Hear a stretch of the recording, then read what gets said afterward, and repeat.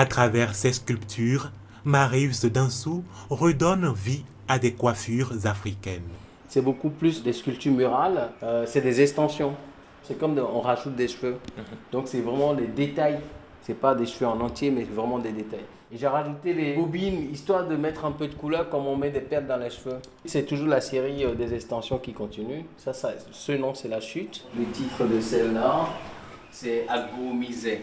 Agomisé, c'est bien en fond. Ouais, si. J'ai fait exactement la façon dont les dames, elles nous les peignent, c'est-à-dire pour prendre les étalages sur la tête, voilà, et les cheveux qui débordent, et une partie des cheveux qui débordent pour dire cédez-moi le passage. D'accord. Donc c'est agomisé. Je me suis inspiré de la tresse africaine. J'ai grandi autour de ça. Quand tu grandis, tu vois ta soeur, ta maman tresse ta soeur. Toute l'histoire derrière, les tresses africaines très codées et tout ça. En étant artiste, j'ai commencé à questionner le truc. Je n'ai pas commencé par le faire. J'ai commencé par le bois flotté. À l'époque, je faisais autre chose. Et après, petit à petit, j'ai commencé avec le fer à béton. Et ce fer à béton de 6, pour moi, qui reflète exactement la texture des cheveux africains. D'accord. L'esthétique et tout ça. Et c'est ce que je recherche dans les cheveux. L'effet crépus?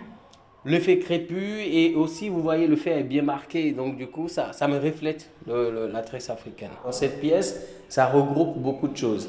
C'est-à-dire des années de sculpture, des installations, la version murale. Donc, il y a beaucoup de séries qui se retrouvent dans cette pièce.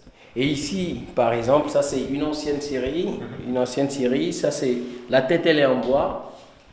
Ça c'est une tête en bois. Et voilà, pareil, les formes qui se rencontrent et tout ça. Donc ici, je me suis inspiré vous voyez les mousticots là? Oui. Voilà, je me suis inspiré de cette forme aussi.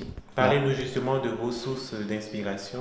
Oh, la rue, il y a beaucoup de choses. Les scènes de vie, la rue, il se passe beaucoup de choses dans la rue. Il peut se passer quelque chose et après, tu le photographies dans la tête. Je découvre avec émerveillement qu'il y a des photos dans vos installations. Est-ce que vous êtes photographe?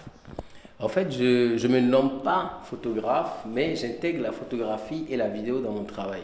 Là, par exemple, si je vous donne un exemple, c'est une installation que j'ai réalisée pendant Covid, ça c'est en 2020, et ça s'appelle Se protéger ou se taire. J'ai exposé à Abidjan, j'ai exposé au Sénégal, j'ai exposé au Nigeria, j'ai exposé au Togo, j'ai exposé en France, en Belgique, j'ai exposé à New York, j'ai exposé un peu partout. Vos idées ont voyagé donc? Oui, enfin, c'est l'artiste. À un moment donné, des fois, il y a des choses, tu ne peux plus contrôler ça. L'artiste, il crée et après, ça part.